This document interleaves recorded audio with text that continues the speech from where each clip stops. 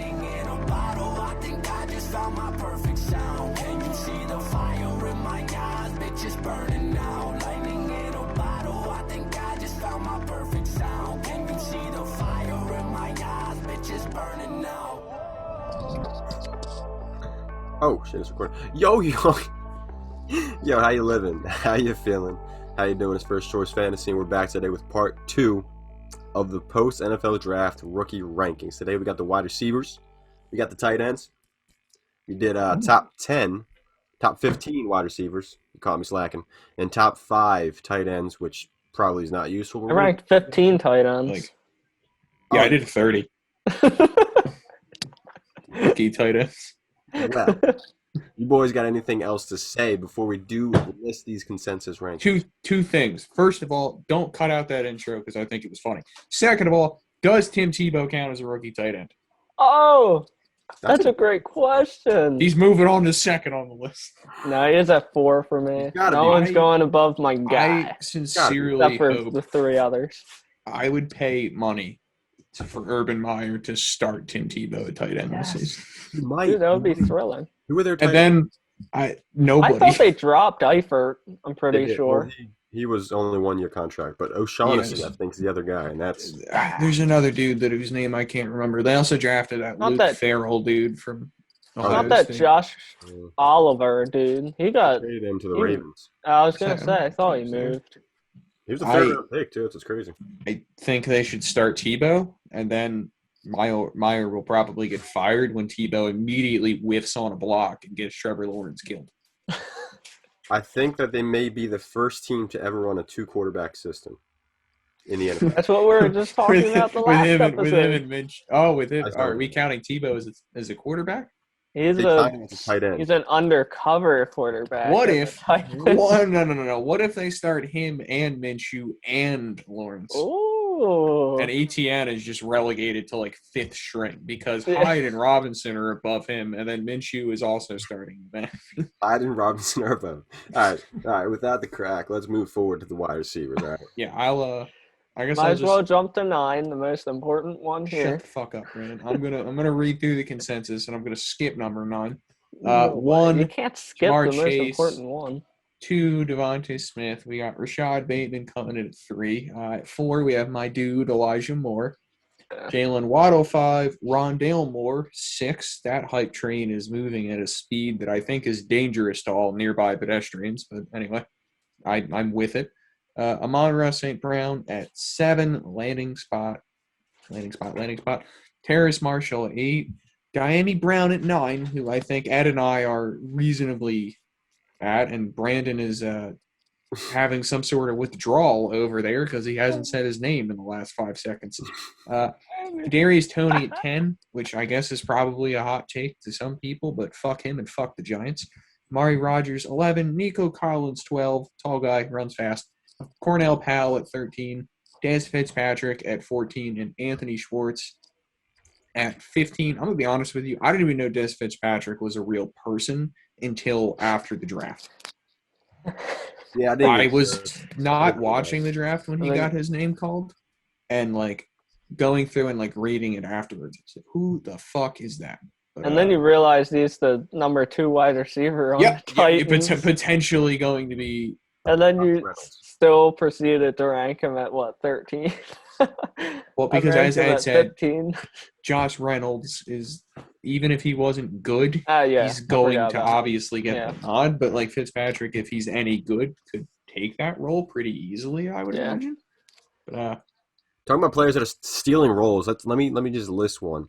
Anthony Schwartz is going to be a very shocking wide receiver. Got taken in the 3rd round. He's on the Browns with Baker Mayfield. Last time Baker Mayfield had a playmaker like that, it was Marquise Brown in college, and Marquise Brown snapped. So just saying, Anthony Schwartz may just be the biggest sleeper at the wide receiver position. You know, I remember watching Auburn games thinking, like, man, why is this guy not rated as a better prospect over Seth Williams? Seth Williams doesn't fucking do anything, and this man's producing. But then, like, he averages, like, Schwartz, that is. I feel like it's really bad, yeah. His yards per catch did not match the 4.27 40 that he ran at all. And I and I don't know why, but I feel I don't know. I could if it happened, I wouldn't be shocked, but I wouldn't bet money on it, and that's why he's not on my list. But like, Yeah. and those bottom guys, I could see it. Definitely a dart throw, but a worthy dart throw to me personally. I have him at 14 over Eskridge, over Fitzpatrick, who I don't have ranked, and Palmer, and Collins, actually, which kind of took me by surprise. I think I forgot his name somewhere, but it doesn't matter. Yeah, so Schwartz is an interesting prospect, player, team member, fantasy dart throw to me. I like that you have Cornell Powell at 12 over Schwartz. I have him at 14, but I thought about putting him up at 12, but I I mean, obviously decided against it.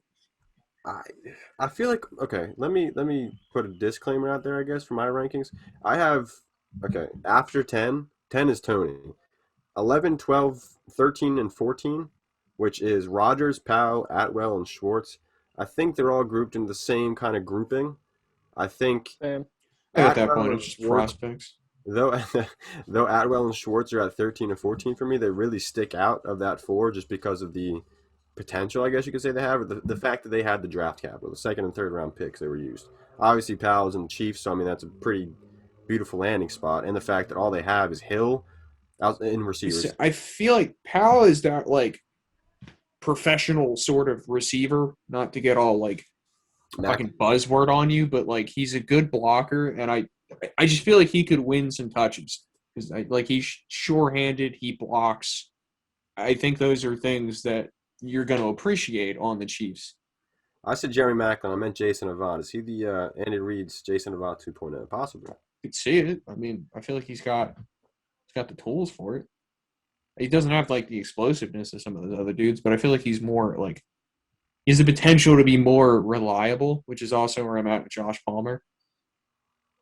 And given the fact that like outside of Keenan Allen and Mike Williams, who's about to be a free agent, like I feel like they're kind of counting on Palmer to fill a role eventually.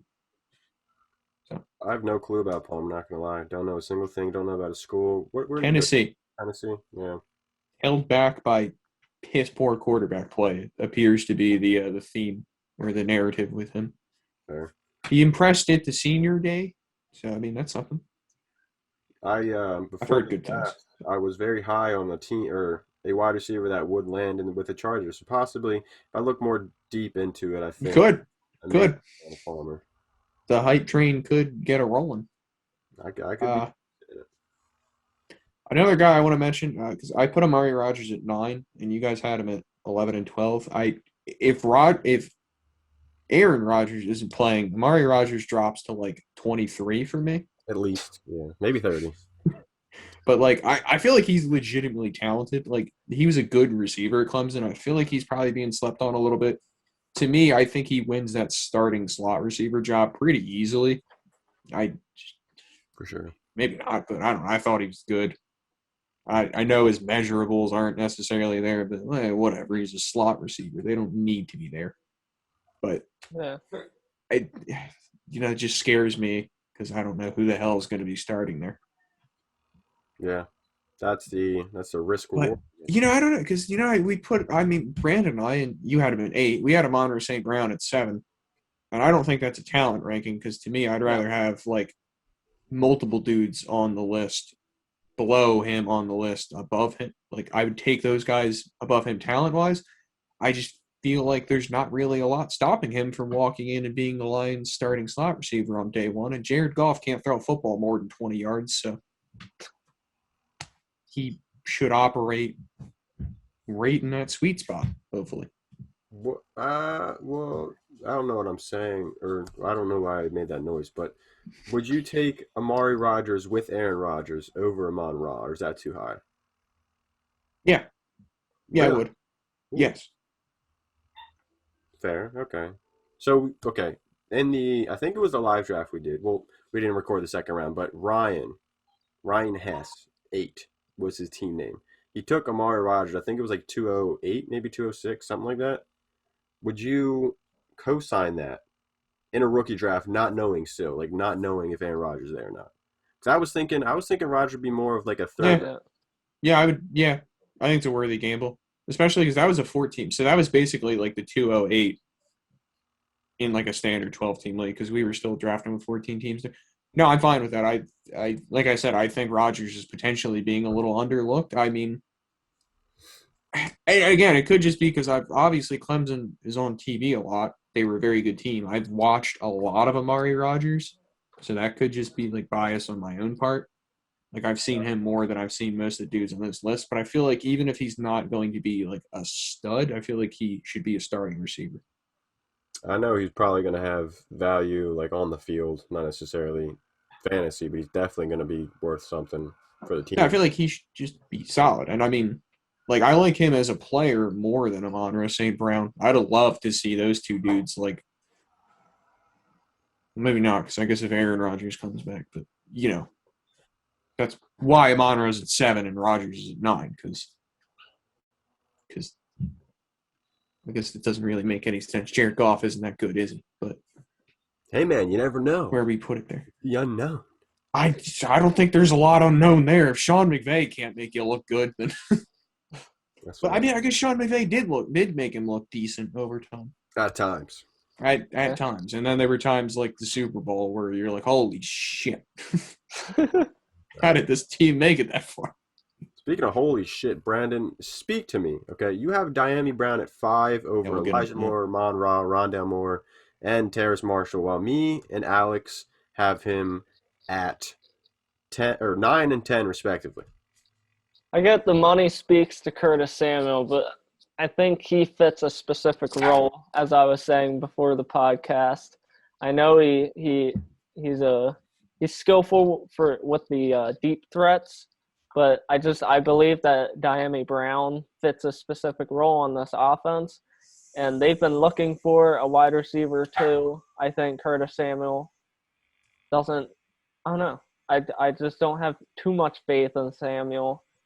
And I think Brown came from a smaller school, and we didn't see his fully tapped potential. And I think Fitzpatrick, he can definitely supply 3 wide receivers on the same team. I don't fully disagree with your point because it is the ACC, but did you just refer to the University of North Carolina as a smaller school? Like it's fucking Pepperidge or some shit? Pepperidge Farm. Smaller. I'm sticking by my words. No. That's fair. I mean, he was, he got like the 3rd most attention of all the prospects there, probably, of the skill positions, I should say. I mean, I think he drove the running backs definitely got more media attention. Yeah. I feel like he drove a lot of that offense, at least to me. Although, like, having Howell last year. Oh, yeah. And I guess the year before, I think also the year before, and then that was his 2nd season. Like, to me, Brown's, like, two like, very strong seasons came with Howell. And Howell's, like, the man will throw the ball down the field, which benefits Brown. But no, I don't exactly know where I'm going with this. I'm not really refuting or agreeing with anyone. I just think he's solid, but he might get hurt by the fact that I just don't know where he fits in. I mean, if they start throwing the ball more, if Fitzpatrick like is the starter there all season long, and like Brown can settle in as that 2 or 3-ish guy, I could see him looking better. But then, to me, there's a lot of receivers here. Like I put him at 10, but I don't think that's necessarily like worthless per se. Like I think a lot of these guys could be good. I will forever refute Brandon's ranking of him at 5. I'll just put that out there. That's because your boy Rondale. I like Rondale. It's not even Rondale. It's Terrace, too. Like, having him above Terrace, nah. And Elijah Moore. Fuck you. Oh, I didn't even know. Yeah. Elijah Moore is my guy. I've been snapping him up everywhere I can. I will likely continue to. I'm my eggs are going into that basket. He was number 3 on my list, just ahead of Bateman. Like, my eggs are going into the Elijah Moore basket. I took it on the chest, but I mean, I don't see a problem with it, to be honest. Having him over Bateman, I love Bateman, obviously, but I mean, at the same, I get that you like Bateman, but like it'd be like that sometimes. You know what I mean? To me, Elijah Moore did very well in the SEC, and my new bar for receivers is if you do very well in the SEC, you're gonna play in the NFL and you're gonna be good. And I'm going to stick to that until Elijah Moore busts, and then next offseason I'll come up with something else. Maybe like players that play in the Big 12. Maybe like anyone that I think will be good is automatically relegated to the bottom of the list, and vice versa. That's respectable. That's respectable. All right, Brandon, you got anybody to talk about within Chase Smith, Bateman, Elijah, Waddle, or Rondale? Not really, no. All right, I'm cool off everything too. I mean, if you want to see my explanation, it's on the firstchoicepodcast.com. The article with me and Cam talking about our rookie rankings after the draft, and then also the video that's going to be linked at the end of this video. So check that out. Rondale and Waddle, just even if it's a lazy comparison, just feel very similar-ish to me. So that's why I have them grouped together. Just 3 inches, right? They're both dudes who you hypothetically just want to get the ball into their hands and let them like run with it. So we'll see if that works out or not. And you hope the coaches use them smartly. Smartly, is that the word? That's a functioning word. I like That'll it. work for this. I like the Whether word. it's actually a word, I don't know, but it's a word now. I like both of them, honestly. Like you said, they kind of same usage kind of thing. But the thing is, I also feel like they probably have higher bust potential than some of those other guys, but that hasn't stopped me before. that is true. That's true. I agree with everything said. Now let's move on to the tight end. Receivers. Tight ends, this will take 30 seconds. I Not don't. really. I disagree because No, it's not going to take. That was a joke. I just feel like it shouldn't take more than 30. Obviously, Pitts is at 1. We all have Pat at 2. Feel like he's going to be the starting tight end there, like sooner or later. Although, Brevin Jordan came in at our consensus 3. Kylan Granson, Texas A&M, Indianapolis Colts at 4. Trey McKitty, 5. Yeah, something's fishy going on with these consensus. Something's going on with these. Honestly, I put It's almost the I exact put- same as your I put except Brevin Jordan McKitty are swapped. every time I put someone significantly different in your guys' rankings, it doesn't even make a difference. But you didn't Brevin put him Jordan at significantly different. 3. Oh, he should be you at 5. feel like down the river. strongly to McKitty at 3, or what? What No, exactly? not too strongly about McKitty at 3. Just I wanted to bash on Brevin Jordan. Why? I don't know. No reason. That man produced. Like No reason. produced. Man. So the only reason I have a 3 is because he's extremely athletic, which is pretty much prerequisite number 1 when it comes to consistent tight end production in fantasy, and because the Houston Texans starting tight end is question mark. So Jordan. whereas Yeah, I think Trey Jordan McKitty is waiting behind Jared Cook. Jared Cook in terms of How receiving often impact. does he get hurt? Pretty Jared much. Cook? Last year. Hasn't he played the last couple of seasons? Yeah. I think last season, the season before that. I mean, he is like I don't know. 33, so I guess I understand what you're saying. I get what you're saying. Well, there's no 33-year-old in front of Brevin Jordan. I mean, there probably is, but it's like Darren Fells or some shit. Also, has McKitty even performed in college that we know? I don't really think he was utilized as much as he should have in Georgia. I feel like that was so like you're betting on the unknown, as we have said before. Brandon loves the unknown. I think both of you guys love the unknown. Speaking of the unknown, let's get to it, Brandon. Me and you both got. Finally, this was really the guy I To the wanted unknown. to talk about. I say this is the only reason it's going to last Granson. more than 30 seconds. The rest of it, I mean, we're right on the 30-second path until we get to Kylan Granson. Wait. Brandon put me on to Kylan Granson. Finally, He did. I'm glad. Go ahead, Ed. All right, Teach them what I have bestowed upon you. So this is going to be some expert analysis in case you guys missed it. Kylan Granson is what, like 6'1"? He's like very short as a tight end. Replacing Trey Burton, though. The tight ends, the Colts on the roster are Mo Alley Cox and then Jack Doyle, which are kind of bleh. But the Colts need a playmaker. They have Michael Pittman, who's you got T.Y. Hilton, who's like injured every other play. Very old. You got Paris Campbell, who's now number 1. Don't know if that makes a difference, but doesn't look good for Carson Wentz. Besides having Kylan Granson, who was what was he, a 5th-round pick? 5th-round tight end? Yeah, he was a late round. And then, okay, this is the thing I do. This is the expert analysis I just did with players that I can't tell if they're going to be a success or not. I did it with their wide receiver that just drafted, Mike Strachan or some crap. So I looked on their social media, right? This is expert analysis at its finest. Kylan Granson has a picture on Instagram of him hunting deer, right? That is Carson Wentz's thing. That's his thing. Yeah. They're going to connect so well off the field. It's going to be so good on the field. So he's going to get hurt, flame out, get traded to another team? No. No. No. They're just going to connect very well, bond off the field. They're going to bond on the field with 12 touchdowns. Yeah, they're going to bond up in the hunting tree together. They're going to throw football up there. That's going to scare away the deer. No, it won't, because Granson won't drop any of the balls. Carson will overthrow him, and it'll go 40 yards that way into the woods and freak out all the other deer. Imagine sitting next to someone and being overthrown. Imagine knowing Carson Wentz. I'm Granson. No, in all seriousness, though, Granson is one of my favorite sleeper tight ends. Same. I honestly rank Tommy Tremble and Trey McKitty over him specifically to piss you off, Brandon. Yeah, nonsense, really. Nonsense.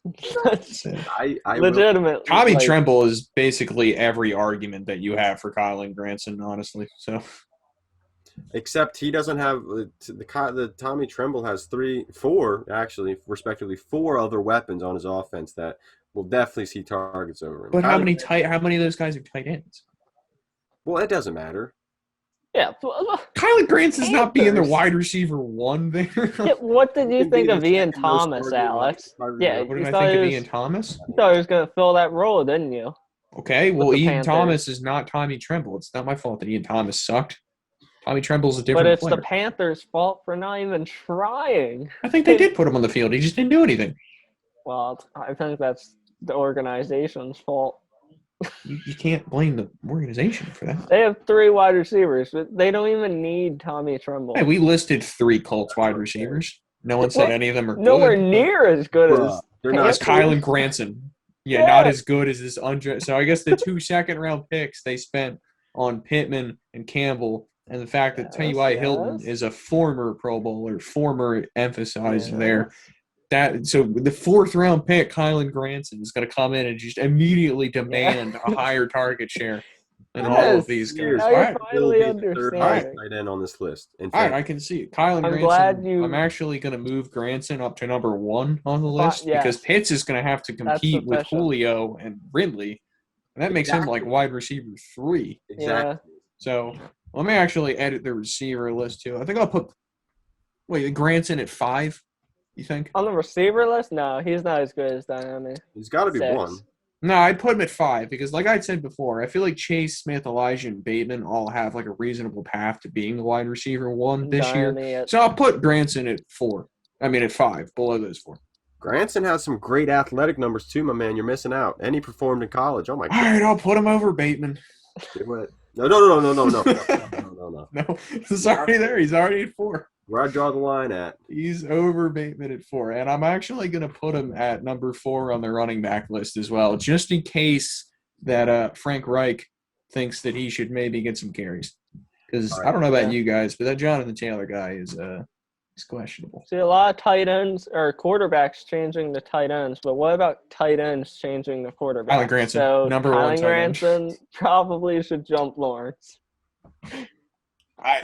It's going to be no. The whole friendship thing is going to be bad between him and Wentz when he takes Wentz starting's job. No, mid-season. Wentz will be understanding about it this time. No, I don't think he will. I don't think he will. I think he'll be pretty fucking angry. And I might actually agree with him on this one. Alrighty.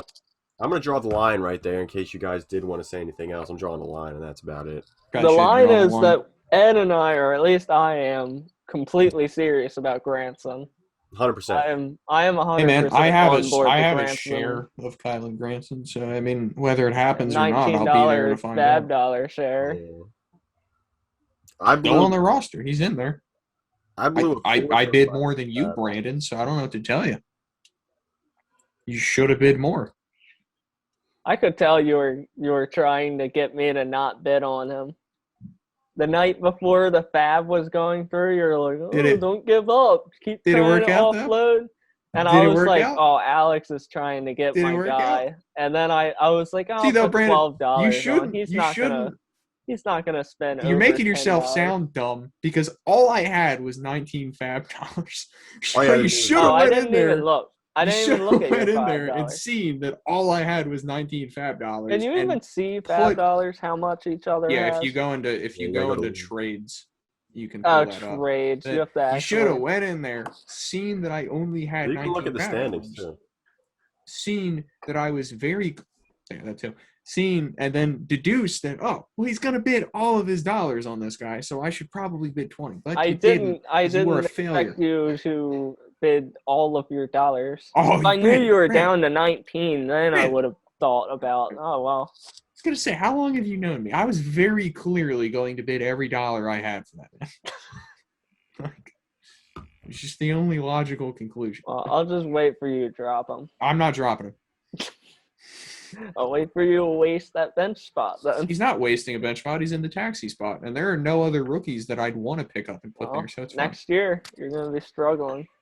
By Okay, that but time, he'll be a bona fide MVP I was gonna candidate. say either next year, either he's actually producing and I'll have a reason to keep him, or he'll bust and I'll drop him and you won't want to pick him up. So you're just gonna have to accept the fact that you're not getting him in that league, unless, as I said before, Cam Akers and 2 first. That's where we're gonna draw the line.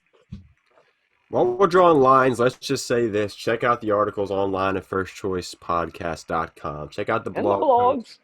Brandon will end up Check out writing a anything. very spiteful blog post about Alex and his decision hope. to spend 19 fab on Kylan Granson in the fantasy. But without further ado, like, comment, share, Looking forward to subscribe it. to First Choice Fantasy. And what are we doing, boys? We're leaving. Deuces. Saying Eating. later.